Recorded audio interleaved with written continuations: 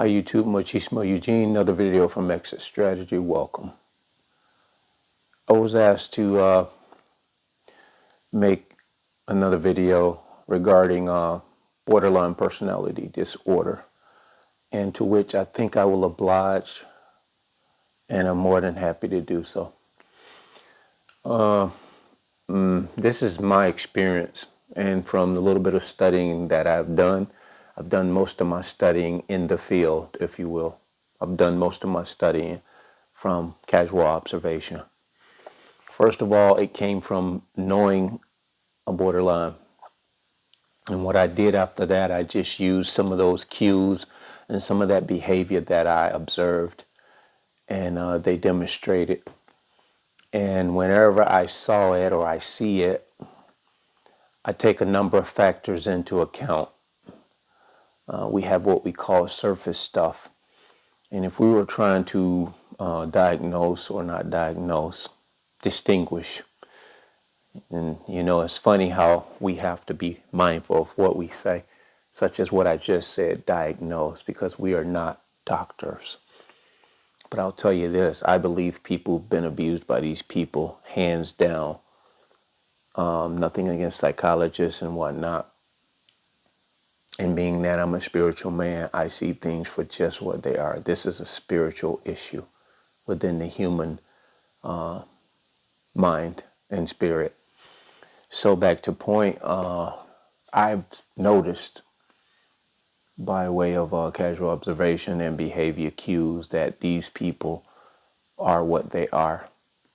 And just when you believe that you could be wrong, the more you awaken to narcissist personality disorder or narcissistic personality disorder and borderline personality disorder, you will right away have it confirmed by the narcissist or the borderline themselves. Essentially, these people will show you exactly what you were, in fact, probably doubtful of. You were giving them a little bit of a benefit of the doubt, and in no time at all, they prove you right. So, the borderline, as opposed to the narcissist, from my reading, they have a certain amount of empathy. They can give what we call, they can give what is called, I don't want to say a fake empathy, because the narcissist can do that too. But with a borderline, they can actually speak the language. They can speak the language of impulse. They can speak the language of victim. They can speak the language. They wear a lot of hats.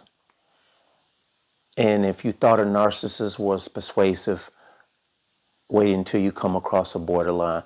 A borderline personality disorder person will often know a lot about narcissism. They will know about narcissistic personality disorder. They will be able to talk to you and almost finish a lot of your sentences.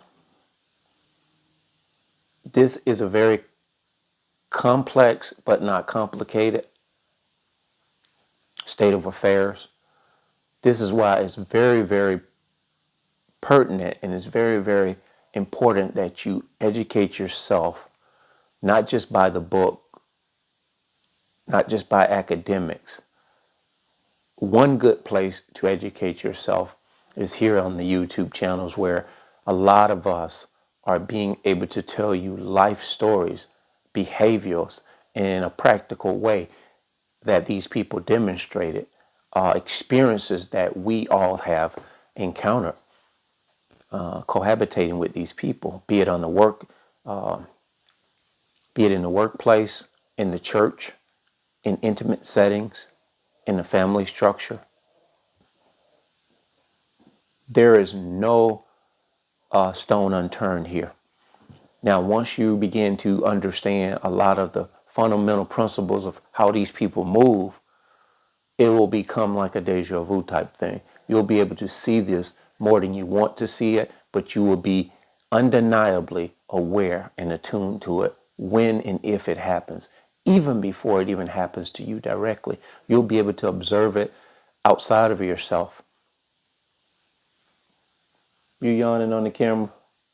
You've done that a couple of times last time you did that. Anyway, she can't sit in my lap, so she's on the armrest. You will be able to distinguish this stuff. So borderline, going back to the fact that they will know a lot about narcissists. They will tell you that they've had them all in their family. Now, this sounds like what we as empaths say, and there is some truth to that, but there are intricate dynamics to a borderline, and I'm going to tell you a few of them. They are highly emotional, but it's superficial emotional. What I mean, if I can use that word superficial, it is so microwaved. It is so quick. It is so instant. It is so cold and hot. It is so on and off. It is never on a continuum. Say they get emotional and they stay in an emotional state, and it kind of fades as a fairly healthy person would. They will be able to continue to tell the story. They will be able to continue to give you an explanation in not long form, but they will be able to give you some type of conversation that has some format to it. It won't be just a hit and miss, sporadic spurts of this and that. It won't be, I'm talking about what my mom did. And another thing they will do, they will pretend to go into the conversation, give you the illusion that they're about to tell you the good, bad, and the ugly of this story. Just when they get you in the realm of listening, they will immediately say, but I don't want to talk about that. They will shut it down. It's almost like hanging the carrot. A narcissist will do this too, but because the narcissist does it, they don't have a conversation to begin with. They can't put it together. Unlike the borderline will have you believing that they are, in fact, the victim they claim they are. And there's a lot of truth to that, just as much as it is the narcissist. But as opposed to the narcissist, the borderline will be able to give you, contrary to what I just said, in many cases, they will be able to give you a story. Now, I said before, they will be hit and miss, give you sporadic details here and there. That's a dynamic of what they do, because that's a part of the law of bombing with them. Now, in other cases, they will give you the totality of the story. But what is very common with them, they will give you the same story almost as like it was pre-recorded in their head. They will not tell the story with not one word altered, not one. It will have you almost, not almost, you will be saying subconsciously in your mind what they are about to say, because you've heard them say this verbatim, like they've read it from a script. We all tell our stories, and sometimes our stories don't ever change if you're telling the truth. But there are variations of that same story. You may leave the long version of the story out, but nonetheless, the person who you've told that story to before will automatically understand that you left the long version of it out, but you still captured the point. And it didn't it didn't alter the story. And I used the word deviate. I don't think that was a word, but you will give variations of the same story, but it will not take away from the essence of the story. It won't have you in doubt. You will know that this goes along with what they said before. Unlike the borderline will have you thinking that they recited this script almost like they a role in a movie. Now they're stellar in this. Individual that I was involved with some time way ago, I mentioned on videos, they have very, very strong lack of impulse control. Very, very, very, very weak impulse control. So much so to the point where they will start an argument out of the air. You don't really even have to be talking to them. They will get agitated just if you're just speaking about something that they probably want the subject to change. They will want to change that subject. And for lack of having any kind of impulse control, they will blurt out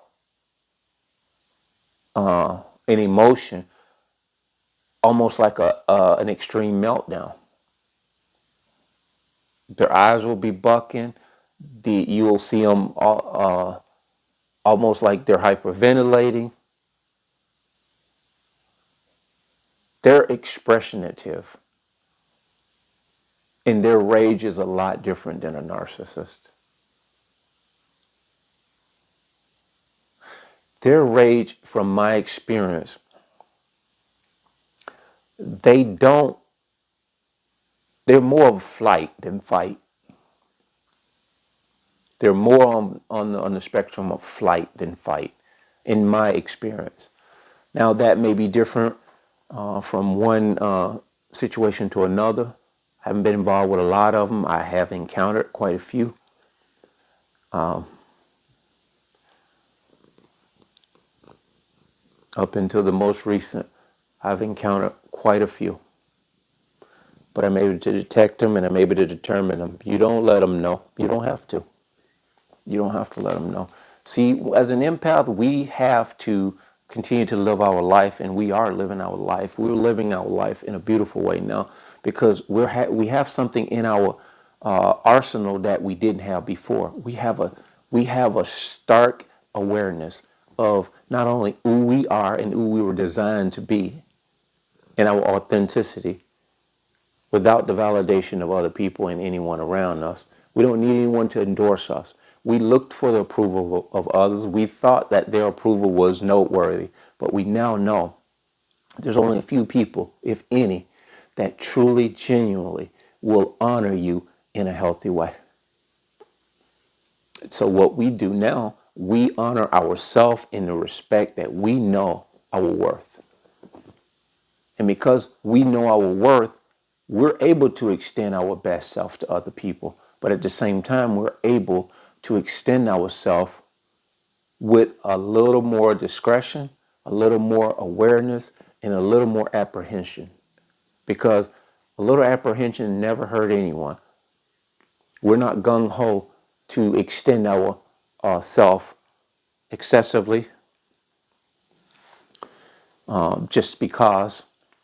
And so another couple of cues that borderlines I've experienced, they tend to, like I say, they're very educated on the very thing that you may be educated on.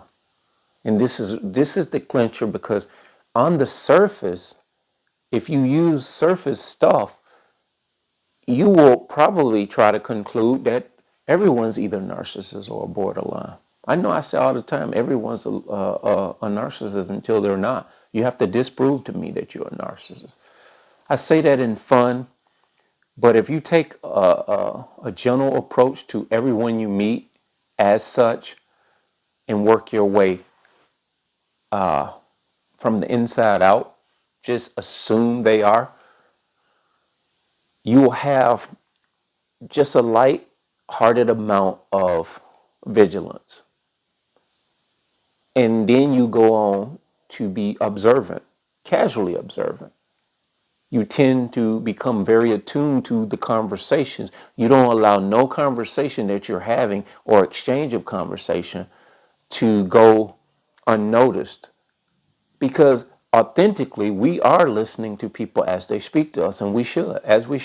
But before we were awakened and aware of what this is called narcissistic personality disorder and all these other disorders attributed and linked to this, we heard most of what people said, but we didn't we wasn't as attentive, because we didn't know that there were certain things that people say that give themselves away.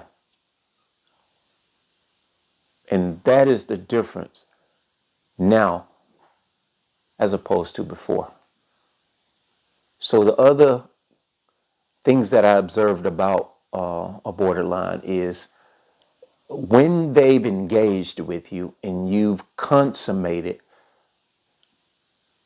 conversations, you've all gotten comfortable with each other.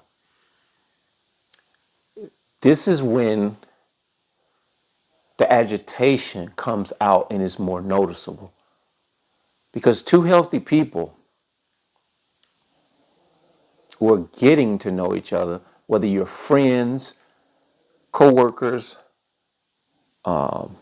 girlfriends, boyfriends, in the respects of just being a guy, being a friend of a guy. I ain't talking about boys dating boys and girls dating girls. That's not what I'm talking about. I mean, you can use that aspect of it if you will, but I'm trying to be specific. It's not in an intimate setting. This is like any type of guy friend with a guy friend girlfriend. You won't right way begin to bicker. There will be some kind of resolution that's either attempted or encouraged. Essentially, you won't get in a tit for tat or a debate that is essentially the wars of the ego of who's right and who's wrong, and this is that and that is this, and just stuff that's going nowhere. It will apparently be obvious that two people who are in healthy continuity, it just won't end, it won't end that way. It won't go to that point, because first of all, you as well as the other person know how it feels to be overtly verbally assaulted or overtly verbally being barked at. So immediately all you want is resolution. But the thing is, if you are working on your best self, you will probably take the side of diffusing, and you will go on observe mode. And in many cases, people are human. We get emotional. Start thinking about things in life. But when you retreat and retract and become silent and observant, that covert, that borderline disordered person, if they are one, they won't have the wherewithal to introspect their emotions. So what they will do is they will shift and they will become almost like a rubber band. They will bounce right back to the mode they were in before they went off the deep end, before they had that meltdown. It is kind of like that never happened. They go on to continue to converse or they may all together direct that, just dismiss that conversation altogether. And so the last one is, if they don't even attempt that in that meltdown, they will be so uncontained till they will blurt out something to the point of, just leave me alone. I told you, give me a second. And if it's a man, he probably does the same thing. He rages and ramps up and gets all bent out of shape to the point where that person's silence is not even recognized, because that borderline is so agitated. They're really at odds with their self. They're angry with some voice in their head or something that you can't see.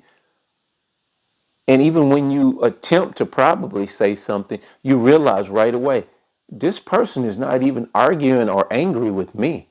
They are angry with something that I can't even see. So this is a distinct pattern of how I have experienced a borderline. As I said, they are very in tune with the the dialogue of narcissists, the education of narcissists, and then they'll tell you, I had them in my family, just like us empaths and chosen ones and black sheeps will. But that big, stark difference, distinct difference, is what I told you. Their conversation will go on a repetitive script, not leaving like one word out. Every time they tell that story, they make sure almost every single word is in the same order. They don't leave anything out. They don't. It's almost like they don't remember. They've told you this story, like we've all repeated certain things. I have, but there is variations of the same story. It's just automatic, and you won't readily say to yourself, "Wow, they." If a person is healthy and they're giving you variations of the same story, and they've told you the story before, you won't right away conclude, man, I almost finished this story they told me verbatim. They got me reciting this story. In the way that they told it, they didn't leave not one word out. Now, I know this sounds a lot intricate than it really is. It may be even complicated for you to understand what I'm saying to you, but that is how smooth and clever they are. But they're not. Like I told you, they lack impulse control, just much like the narcissists. But the difference is, they, in my experience, they were not aggressive. And as far as I know, the one I engaged with for a short period of time, she's a hermit. They're hermits. That's another distinct difference. They're hermits. They don't go out seeking supply like the narcissist does. They're not as insatiable. They can go months and months hibernating. I know this because the one that I was involved with, they don't live far from my house, and there's main roads that go, unfortunately, by some of our houses. My house, there's a lot of traffic, so this individual, their car, and I, was involved with them for a short period of time. They don't go anywhere. They have animals. They're big gamers. A lot of borderline females are gamers. They're gamers. They have very high sex drives. They are always, most often, secluded, and they have a high libido. They self-soothe a lot. They self-satisfy a lot. You do the math of what I'm saying. But they definitely have some complexities to them, but the complexities are not that they're not that hard to distinguish and to discover if you understand it on a practical level. They very much start with the lack of impulse control, they start arguments out of the air. They won't so much gaslight you like the narcissist. They don't so much triangulate you like the narcissist. They really, truly, if I could be honest, I think they really do want a relationship in a real meaningful way. I just don't think they're able to carry it out because they're so fractured as well.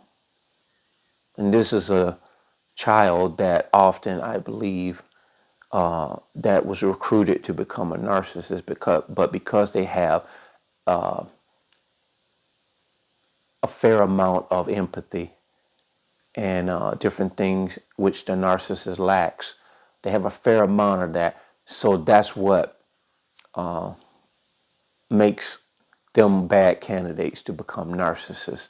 But they have strong narcissism and they act in many ways in accordance to how a narcissist act. But the things I just pointed out, they're not confrontational. They will start the argument, but the argument is so strange. It is nothing like. They won't start an argument just to leave the house and to go romp around with another guy or girl. They tend to just want you to just be silent. But it is still a relationship going nowhere with a borderline. And they, in many cases, they will turn on you in the entry level if they know you know a lot about narcissism and you're very inept to it, and you are very in tune and educated. They will slight you and turn around and say, "You're a narcissist. I know what you are." I met one who's a content creator here. She had, at that time, 25,000 followers. I told this story, reached out, emailed her. She emailed me back. And so I was like, wow, you thought enough to just, little me. I ain't got but 50 or 100 subscribers. Oh, everybody's the same. Nobody, I don't look at people that way. And I was like, wow, that's promising. Real down to earth person. In the first and the last conversation, we only had the one conversation. And I think 10 minutes in that conversation, she played her hand, went off the deep end, called me a narcissist. And funny thing is, she had an autistic kid in the background.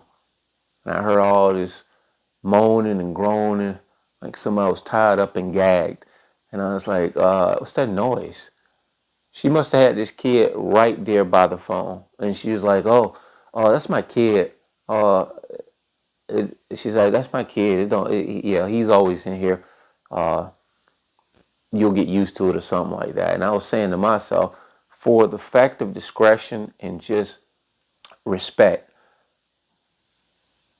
not that you had to put your son in a closet or something or in the basement, but go into a room where you can have a normal conversations with you knowing that you have that. She's like, I'm used to it. They will forcibly cause you to just accept whatever it is. And that was, I think, very disturbing in and of itself. But that was one conversation. That was the first and the last conversation. They pulled the plug. They sabotage relationships instantly. They don't drag it out like the narcissist. That's another trait. So I don't know if you kind of get an idea, and I hope that I hit some marks on this one, because I've told this story before, and I've told you these highlights of what I've observed borderline to be. They are very smooth, very clever, but they can't hold it together long. They can't hold it together long. They fall apart. They fall apart real quick. So the best thing that you can be grateful for with a borderline is they normally will sabotage the relationship before it even gets started. That being said, bless.